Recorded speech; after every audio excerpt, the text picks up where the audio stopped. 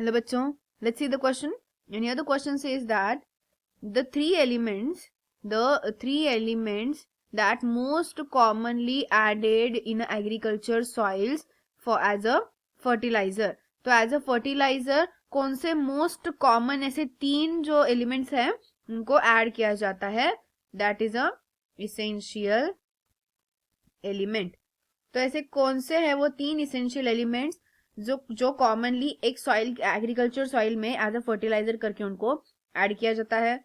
तो वो essential elements है nitrogen, phosphorus and potassium, that is NPK. तो यही तीन क्यों, what is the reason behind that? So basically ये जो तीन इसेंशियल एलिमेंट्स है ना, ये सबसे ज्यादा ग्रेटर अमाउंट में इनकी नीड होती है. ग्रेटर अमाउंट में प्लांट्स में इनकी नीड होती है.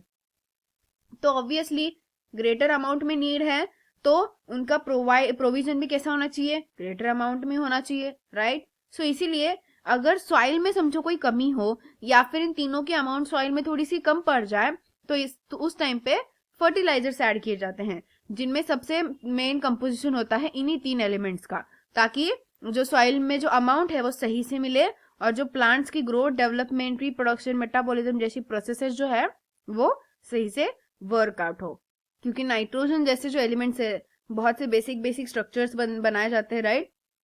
जैसे कि मेन जो प्रोटीन कंपोनेंट है या फिर जेनेटिक मटेरियल है उसमें नाइट्रोजन डायरेक्टली इन्वॉल्व भी होता है.